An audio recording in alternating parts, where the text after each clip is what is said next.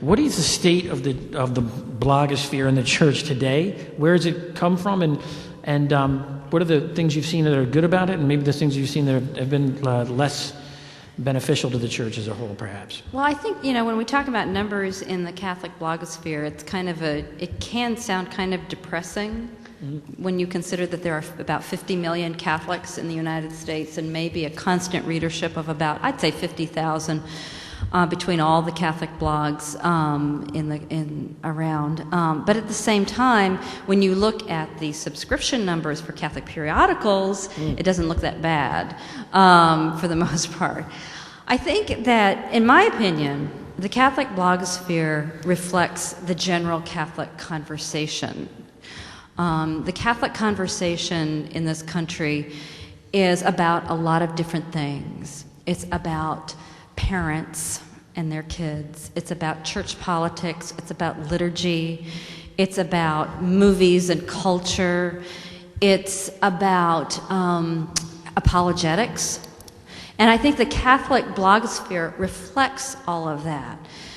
There is a website, I think it's catholicblogs.blogspot.com, I'm not sure, but that tries to maintain a list of all the Catholic blogs, and there are about 950 at this point. Some of them are not updated very often, some of them are updated very often, and I think in that sphere you see the conversation. I think, in my opinion, it sort of mirrors a cultural conversation in that you see people who get very riled up and very energetic about certain issues, and I would put myself in that category, more politically minded people and all of that kind of thing.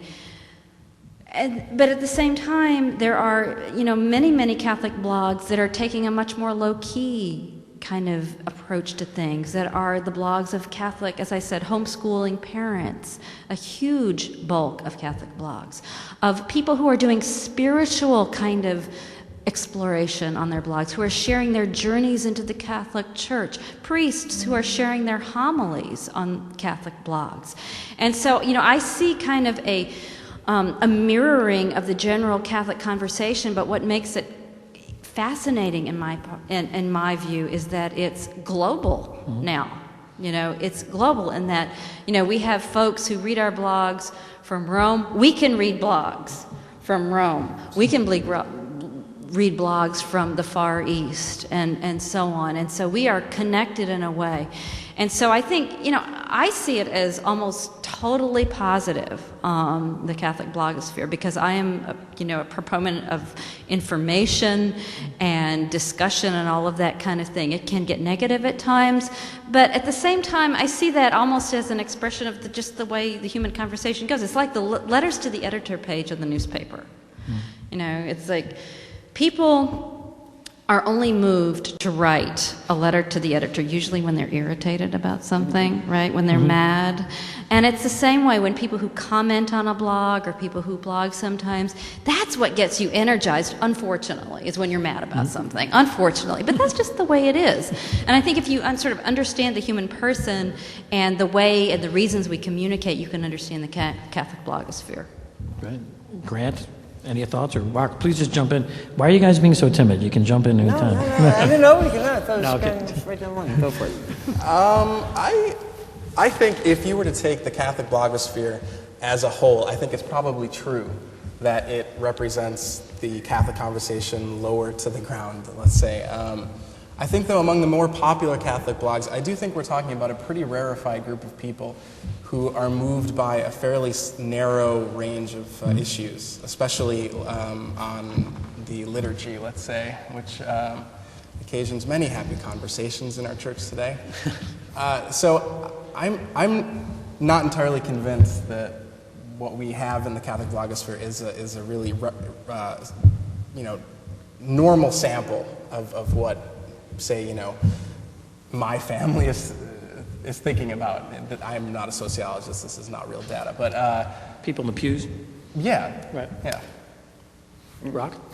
Well, I think, if anything, first off, I think our readers and those of us who write them are the people who are, I think, most heavily, for the most part, just really heavily invested. Because sometimes I find we just, with myself, even when I put something up that's fairly intense amount of hair splitting, I still have people saying, you have it all wrong, you know. It's the one thing I think we all know is that you can never say anything right with our readership. We love them, but you always, 2 + 2 = 4, you'll still get an email saying, oh, you have it all wrong, you know. But the beautiful thing is, the thing I love about it so much is that, you know, especially here in the East, and being a son of the East and knowing how it works here, is just that it's, you know, I think for so long, and the reason why we've had the kind of drift here, and even the abuse scandal, I think it was almost like a breakdown of communion between, you know, the different ranks in the church and between chanceries and their parishes and that kind of a thing. And when there was a breakdown of communion, there was a breakdown of communication.